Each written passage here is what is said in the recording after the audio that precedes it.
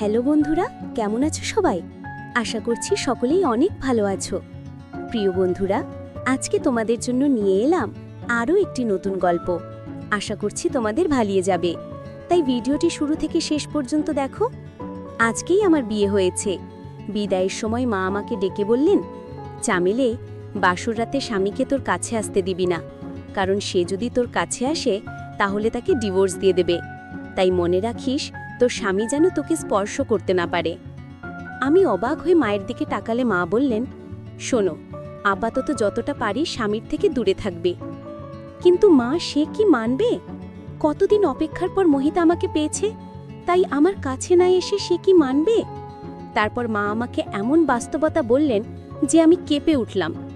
আমি বললাম, মা, তোমার আমাকে বিয়ে দেওয়া উচিত হয়নি। মোহিতের জীবন নষ্ট করার আগে তোমার একবার ভাবা উচিত ছিল। মোহিত যখন এই সত্যটা জানতে পারবে তখন তার সমস্ত কিছু শেষ হয়ে যাবে। তুমি এটা ভালো করনি। আমার চোখে জল চলে এলো। মা, তুমি আমার কাছে এই সত্যটা কেন লুকিয়ে রেখেছিল? মা বললেন, মোহিতের জেদর কারণেই এই বিয়ে হয়েছে।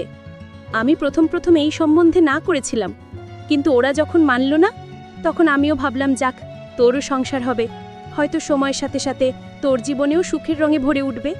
কতদিন তুই এই বাড়িতে এভাবে বসে থাকবি? এখন আমি কি করব? মন খারাপ করে শ্বশুর বাড়িতে গেলাম। এখানে এসে আমি সেটাই করলাম যেটা মা বলেছিল। আমার স্বামীকে কাছে আসতে দেইনি। বাসর রাতে সে ঘরে এসে বিছানায় বসে আমার সৌন্দর্যের প্রশংসা করল।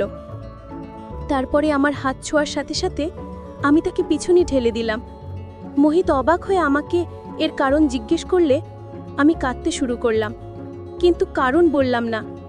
তারপর একদিন আমার স্বামী মোহিত আমার পুরো গোপন ব্যাপারটি জানতে পেরে গেল। আমি লজ্জায় কাকে মুখ দেখাতে পারলাম না, কারণ আমার মধ্যে বউ হওয়ার। আমি মোহিতের রুমে বিছানায় বসে আছি, আর সে অবাক হয়ে আমার দিকে তাকিয়ে আছে। আমার খুব দুর্বল লাগছে। আমি বরফের মতো একদম জমে গেছি। আমি অনুভব করতে পারছি সামনে বসা আমার স্বামীর তীক্ষ্ণ নজর আমার শরীরের দিকে।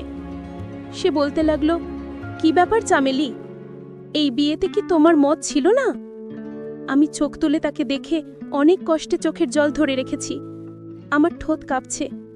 মোহিত আমাকে খুব কড়া এবং রাগী শব্দের কারণ জিজ্ঞেস করল, কিন্তু আমি চাইলেও আসল কারণ বলতে পারছি না।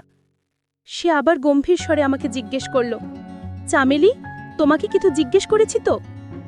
তার এমন শব্দে আমি আতঙ্কিত হয়ে জোরে জোরে কাঁদতে শুরু করি। কিন্তু আমার সামনের লোকটা বোধহয় প্রতিজ্ঞা করেছে যে সে উত্তর না পেলে আমাকে ছাড়বে না। মোহিত আবার উচ্চস্বরে বলল, তোমার কান্না থামাও আর আমাকে প্রত্যাখ্যানের কারণ বলো। তুমি যদি ভাবো তোমার এই কান্না দেখে আমি গলে যাব আর আজ রাতে তোমার ধারে কাছে আসবো না, তাহলে এই ভুল ধারণা তোমার মন থেকে বের করে নাও। এটা বলেই সে আমার কাপা হাতটা শক্ত করে চেপে ধরল। আমি হাতটা টেনে নেওয়ার চেষ্টা করতেই সে আমার আরও কাছে এসে বলল, চামেলি, তুমি কি আমার পরীক্ষা নিচ্ছ? আমি কি অন্যায় করেছি যে তুমি এভাবে আমার থেকে দূরে সরে যাচ্ছ? আমাকে তোমার কাছেও আসতে দিচ্ছ না। আজ আমাদের বাসর রাত। বিয়ে নিয়ে ছেলে ও মেয়েদের মনে কত স্বপ্ন থাকে, আর তুমি আমাকে তোমার কাছে আসতে দিচ্ছ না। অন্তত আমাকে এর কারণটা বলো, হয়তো আমি তোমার সমস্যার সমাধান করতে পারবো। চামেলি, আমি কোনো দেবদূত না। যে মেয়েটি আমার জন্য সব দিক দিয়ে বৈধ, আমি কি কেবল তাকেই দেখে থাকবো? আমি অনেক কষ্টে এই সময় পার করেছি। আমি সবসময় তোমার সঙ্গে স্বপ্ন দেখেছি। ধীরে ধীরে মোহিতের কথা বলার ধরন মোহনীয় হয়ে উঠতে শুরু করে। সে আমার মুখের উপর ঝুলে থাকা চুলের দিকে নেশা নেশা চোখে তাকিয়েছিল, আর আমার বুক ধুকধুক করছিল। আজ তাকে যত মরিয়া মনে হচ্ছে, তাকে থামানো আমার পক্ষে খুব কঠিন। কিন্তু আমি অসহায়। আমার মা আমাকে যে কথা বলেছে তা যদি মোহিত জানতো, তবে আমাকে ডিভোর্স দিয়ে বাড়ি থেকে বের করে দিত। মোহিত আমাকে মুখ দেখার জন্য একটি সোনার চেন দিল। সেটা পরানোর সময় তার আঙুলগুলি আমার ঘাড়ে ঘুরছিল, আর আমার সমস্ত শরীরে জুড়ে শিহরণ সৃষ্টি হয়েছিল। আমি তাড়াতাড়ি তার হাত ঠেলে দিয়ে আমিও পিছনে সরে এসে বললাম, মোহিত, আমাকে বোঝার চেষ্টা করো, প্লিজ আমাকে 1 মাস সময় দাও। আমি অনুনয় বিনয় করেছিলাম, কিন্তু মোহিতের নেশা চড়েছিল। সে কিছু শোনার মোড়েই ছিল না। সে বলল, আমাকে কারণটা বল, না হলে আমি জোর খাটাবো। তোমার কাছ থেকে আমার অধিকার আদায় করে নিলেও তুমি আমাকে কিছুই বলতে পারবে না। সেও সম্ভবত প্রতিজ্ঞা করেছিল আমার কথা না শোনার। কিন্তু আমি জানতাম মোহিতের সাথে এই ঘনিষ্ঠতা আমার জন্য কি নতুন বিপদ নিয়ে আসতে চলেছে। কিন্তু আমি তাকে আটকাতেও পারছি না। যতই সে আমার কাছাকাছি আসছিল ততই আমার অবস্থা খারাপ হয়ে যাচ্ছিল। আমি এতটাই টেনশনে ছিলাম যে বিছানায় অজ্ঞান হয়ে পড়ে যাই। মোহিত চামেলি চামেলি ডাকছিল আর আমার হাত ধরে নাচাচ্ছিল। হয়তো ওর ধারণা ছিল না যে আমি অজ্ঞান হয়ে যাব। হয়তো আমি অজ্ঞান হয়ে গেছি, কারণ মায়ের সেই কথা আর তার উপর স্বামীর সেই দাবিগুলোর চাপ। আমি চাইলেও আমার স্বামীকে আমার কাছে আসতে দিতে পারিনি। এমন নয় যে আমার জীবনে অন্য কোনো পুরুষ ছিল। আমি মোহিতকে খুব পছন্দ করতাম। এটাও না যে অতীতে আমার সাথে এমন কোনো ঘটনা ঘটেছিল যে আমার গোপন রহস্য ফাঁস হয়ে যাওয়ার ভয় পাব। কিন্তু আমার যে সমস্যা সেটা কম মেয়েদেরই থাকে। যখন জ্ঞান ফিরে তখন আমি হাসপাতালের বেডে। শাশুড়ি ও মোহিত আমার কাছে চিন্তিত হয়ে দাঁড়িয়েছিল। শাশুড়ি আমাকে কেমন লাগছে জিজ্ঞেস করলেন। লেডি ডাক্তার বললেন, এখন একেবারেই ঠিক আছে, আপনারা চাইলে এনাকে বাড়িতে নিয়ে যেতে পারেন। তারা কিছুক্ষণের মধ্যে আমাকে বাড়িতে নিয়ে এলো। শাশুড়ি আমাকে আমার ঘরে রেখে বিশ্রাম নিতে বললে আমি বিছানায় শুয়ে পড়লাম। বিয়ে বাড়ির কারণে বাড়িতে অনেক অতিথিরা উপস্থিত ছিলেন। আমি শুনতে পাচ্ছিলাম মোহিতের দাদা, ভাই, জামাইবাবুরা মোহিতের সাথে মজা করছে যে বাসর রাতে তুমি তোমার বউয়ের সাথে এমন কি করলে যে বেচারা মেয়েটি একেবারে অজ্ঞান হয়ে গেল। একটি ফুলের মতো মেয়ে, তোমার ধীরে স্থিরে এগানো উচিত ছিল, কিন্তু তুমি তো ফুলটাকে দুমড়ে মুচড়ে দিয়েছ। তারা একটা মজা করার সুযোগ পেয়েছে, তাই আর থামে। সবাই কি ভাবছিল জানি না, তবে আমি নিজেই লজ্জা পাচ্ছিলাম, কারণ আমার কারণে মোহিত সবার সামনে লজ্জিত হচ্ছিল। কেউ আবার তাকে উপদেশ দিচ্ছিল 4 দিন ওই রুমের ধারে কাছেও যাবে না। কেউ আমার শাশুড়িকে বলছিল যে তুমি নিজের কাছে তোমার বৌমাকে রাখো, পাছে মোহিতের মুখ দেখে নতুন বউ আবার অজ্ঞান হয়ে যায়। হাসি মজার শব্দে আমি নিজের চোখেই ছোট হয়ে যাচ্ছি। কিন্তু আমি অসহায়। আমি যদি আমার স্বামীকে আসল কারণটা বলি তাহলেও সে আমাকে ডিভোর্স দিয়ে বাড়ি থেকে বের করে দেবে। আমি যদি কিছু নাও বলি তাহলেও আমাদের সম্পর্কের কয়েক মাসের মধ্যেই সে জানতে পারবে। কিছুদিন শাশুড়ি আমার কাছে আসতে থাকলেন। তিনি আমাকে খাবারও খাওয়াতেন। তিনি খুব নরম মনের এবং স্নেহময়ী মহিলা। ধীরে ধীরে সমস্ত অতিথিও চলে গেল। আমার শরীরও ঠিক হয়ে গেল। তাই আমি নিজেই রান্নাঘরের কাজ করতে লাগলাম, যদিও আমার শাশুড়ি আমাকে নিষেধ করেছিলেন।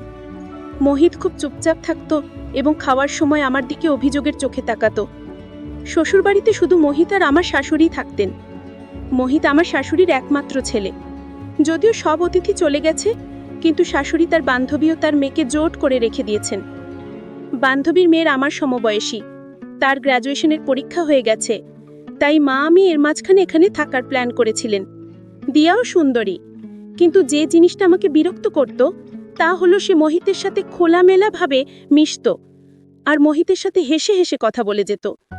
সেদিনও খাবার টেবিলে বসে দিয়া কি নিয়ে কথা বলেই যাচ্ছিল, কিন্তু মোহিত তার কথায় পাত্তা দিচ্ছিল না। তার চোখ আমার দিকে স্থির ছিল। সে মুখে কিছু বলছে না, কিন্তু তার চোখ আমাকে যা বলছে তা আমি না জেনে না জানার ভান করলাম। রাতে রান্নাঘরে কাজ করছিলাম। সবাই যে যার রুমে চলে গিয়েছে। কিছুর অনুভূতি হলে ঘাড় ঘুরিয়ে দেখলাম মোহিত ঠিক আমার পিছনে দাঁড়িয়ে। সে বলল, মাথা ব্যথায় আমার ঘুম আসছে না, এক কাপ চা বানিয়ে দাও তো। ভাবলাম চায়ের কথা বলে বেরিয়ে যাবে।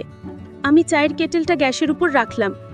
আমি রান্নাঘরে কাজ করার সময় রান্নাঘরের দরজায় ওড়না ঝুলিয়ে রাখতাম, কারণ এই সময় আমি রান্নাঘরে একাই থাকি আর বাড়িতে কোনো দেউর বা ভাসুরও ছিল না।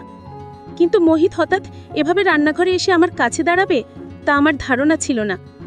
আমি যখন ওর দিকে মনোযোগ দিয়ে দেখলাম তখন আমার লজ্জা লাগতে লাগলো। ও রান্নাঘরের দরজার কাছেই দাঁড়িয়ে, আর আমার ওড়নাটাও সেখানেই ঝুলছে। আমি ওড়না নিয়ে নিজের গায়েও দিতে পারছি না, তাই যত তাড়াতাড়ি সম্ভব চা বানানোর চেষ্টা করলাম। কিন্তু আজ গ্যাসের চুলাটা খুব আস্তে জ্বলছে, হয়তো কোনো নোংরা আটকে গেছে। এত আস্তে জ্বললে চা তৈরি হতে 1 বা 2 মিনিট লেগে যাবে, আর এভাবে 1 বা 2 মিনিট দাঁড়ানো আমার পক্ষে কঠিন হয়ে যাচ্ছে। বারবার মোহিতের চোখে আমার চোখ পড়ছিল আর আমার হার্টবিট বেগে যাচ্ছিল। তারপর হঠাৎ মোহিত বলল, চামেলি, তোমার চুল খুব সুন্দর। আমি খেয়াল করলাম ও আমার দিকে আরেকটু এগিয়ে এসেছে। রান্নাঘরটা খুব ছোট, তাই ও আমার খুব কাছে চলে এসেছে। আমি খুব নার্ভাস ফিল করছি। ও আমার সামনে দাঁড়িয়ে আমার মুখের দিকে তাকিয়ে বলল, জানো, আমি তোমাকে আমার বন্ধুর বিয়েতে প্রথম দেখেছিলাম। যতক্ষণ আমি বিয়ের অনুষ্ঠানে ছিলাম আমার চোখ সবসময় তোমার দিকে স্থির ছিল। সেখানেই আমি মনে মন তোমাকে ভালোবেসে ফেলি। তখন থেকে তোমার সাথে সম্বন্ধ ঠিক না হওয়া পর্যন্ত আমি কোনো মতেই শান্তি পাচ্ছিলাম না। এই বলে মোহিত আমার আরও কাছে চলে এলো, আর আমি পিছিয়ে শেলফে গিয়ে ঠেকলাম। মোহিত, প্লিজ সরো, আমাকে আমার ওড়না নিতে দাও বলে আমি আমার কপালের ঘাম মুছলাম। মোহিত বলল, এখানে অপর কেউ নেই যার থেকে তোমাকে নিজেকে লুকাতে হবে। মোহিত আমার আরও কাছে এসে আমার কোমর ধরে আমার ঘাড়ে ঠোঁট রাখল। ওর গরম নিঃশ্বাসে আমি গলে যেতে লাগলাম। আমার অবস্থা আরও খারাপ হতে লাগলো। আমি মুখ তার কবজায় নেওয়ার আগেই আমি তাকে পিছনে ধাক্কা দিয়ে রান্নাঘর থেকে বেরিয়ে তাড়াতাড়ি আমার রুমে গিয়ে দরজা বন্ধ করে দিলাম। আমি কিভাবে মোহিতকে থামাতে পারি? সে আমার স্বামী এবং আমাকে ভালোবাসে। সে তার বন্ধুর বিয়েতে আমাকে বেঁকে আমাদের বাড়িতে সম্বন্ধ পাঠিয়েছিল। আমার মা প্রথমে এই সম্বন্ধে রাজি হননি, কিন্তু মোহিত সম্বন্ধ নিশ্চিত না হওয়া পর্যন্ত আমাদের বাড়ির চোখ আর ছাড়েনি।